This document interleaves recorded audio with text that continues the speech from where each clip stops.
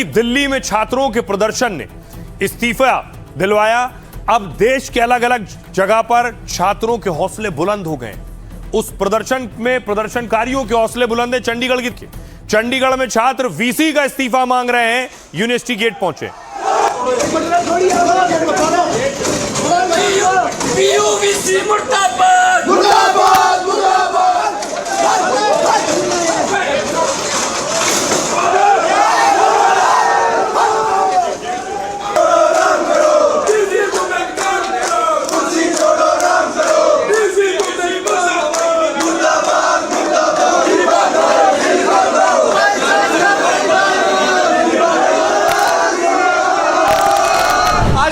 इस्तीफा चाहिए।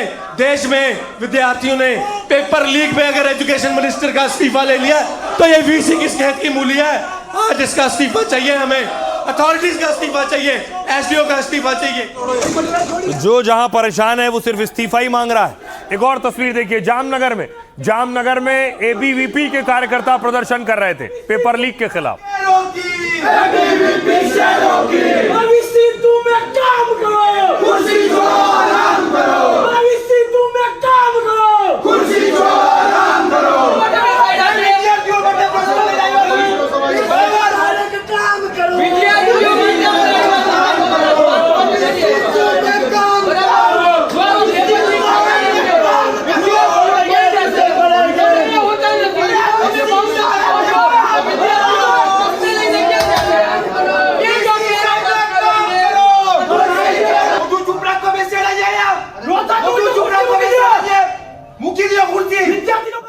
तो शहर इस्तीफे मांगे जा रहे हैं। कोलकाता लिए चलता हूं। कोलकाता में एसएफआई प्रदर्शन कर रहा था, सड़कों पर उतरा हुआ था।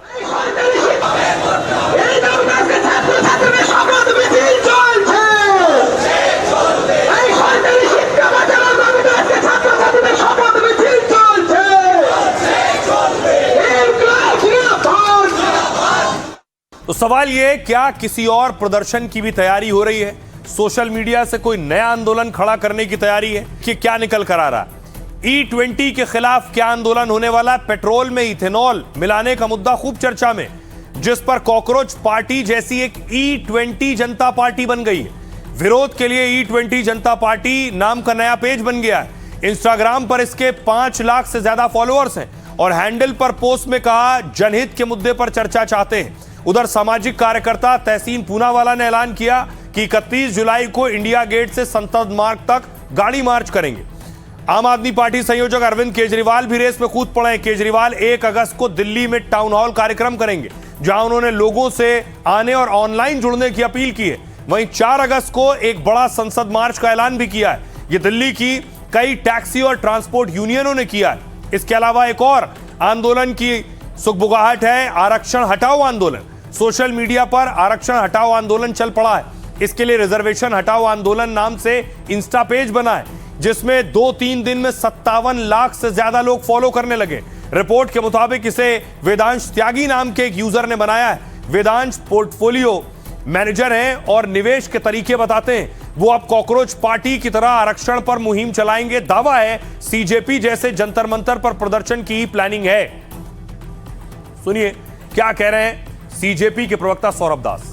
पता नहीं ये पेट्रोलियम मिनिस्टर कौन है, ये जो कर रहे हैं नितिन गडकरी है या हरदीप पुरी है, ये क्यों हो रहा है? ये इसलिए हो रहा है क्योंकि पावर सेंट्रलाइज हो रहा है। डिस्कशन नहीं हुआ एथेनॉल के, पहले डिस्कशन हुआ था क्या? नहीं हुआ था।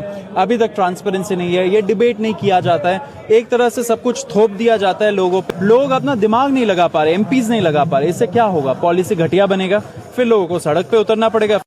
दूसरी तरफ बड़ी चीज ये कि राहुल गांधी ने एक घायल को फोन लगा दिया। बिहार में जो AK-47 की गोली से घायल हुआ, उस घायल को राहुल ने फोन लगा दिया और राहुल गांधी ने बात की।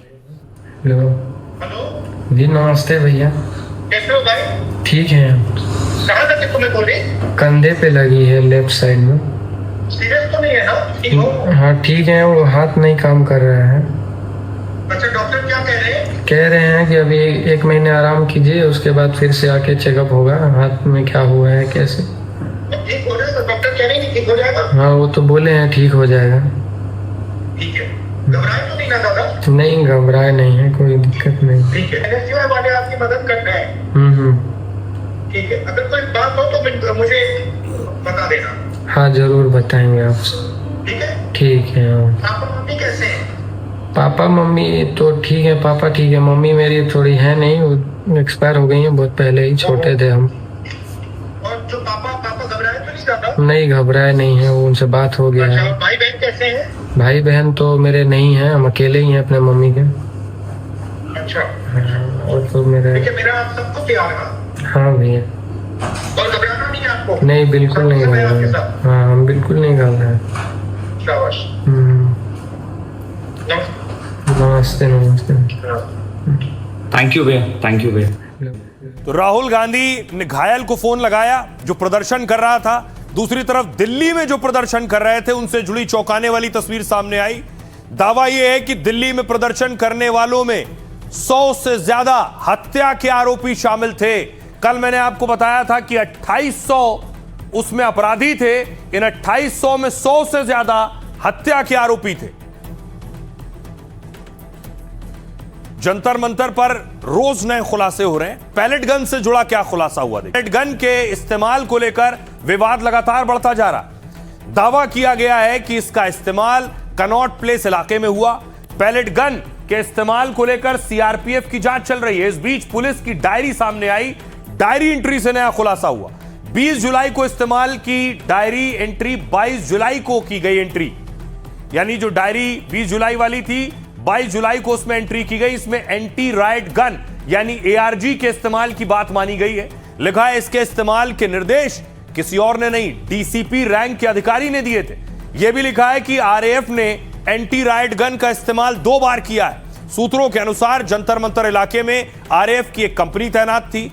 कंपनी की तैनाती डीसीपी के साथ कानून व्यवस्था संभालने के लिए थी और इसी दौरान डीसीपी ने प्रदर्शनकारियों पर बल प्रयोग का निर्देश दिया। रिकॉर्ड के मुताबिक आरएएफ ने 55 नॉन इलेक्ट्रिक शेल का इस्तेमाल किया, साथ ही 15 electric shell, 5 tear smoke grenade भी इस्तेमाल किए गए और इसी दिन वहां तैनात आरएएफ ने एंटी राइट गन से 2 राउंड फायर किए।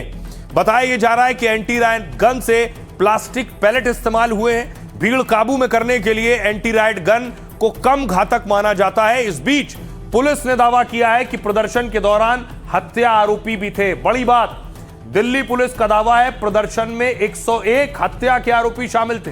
प्रदर्शन में आए 2873 लोगों का क्रिमिनल रिकॉर्ड मिला है। पुलिस ने अपराधियों की पहचान एफआरएस और अन्य तकनीकी माध्यमों से की है। सुनिए इस पर सियासतदान क्या कह रहे हैं।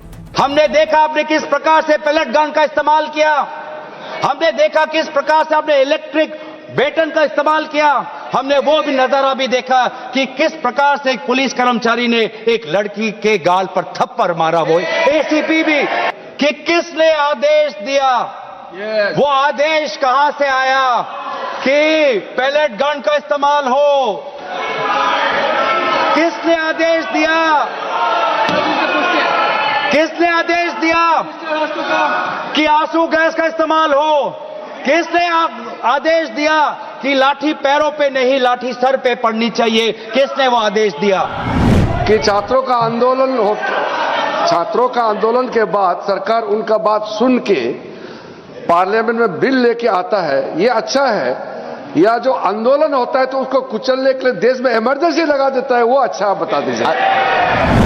मैं इमरजेंसी को तो नहीं देखा हूं, लेकिन इमरजेंसी में क्या क्या हुआ है वो अभी दिल्ली की राजधानी में भी देखने को मिल गया है। आंसू के गैस के गोले और लकड़ी में लगा हुआ कुछ कील का और कांटे की चीजें, उस समय करंट नहीं लगाया जाता था, इस बार करंट लगाया गया। तो ये इमरजेंसी के बराबर ही हुआ है हमला, कम नहीं है। इमरजेंसी से कम अन्याय नहीं कर रहे हैं आप लोग।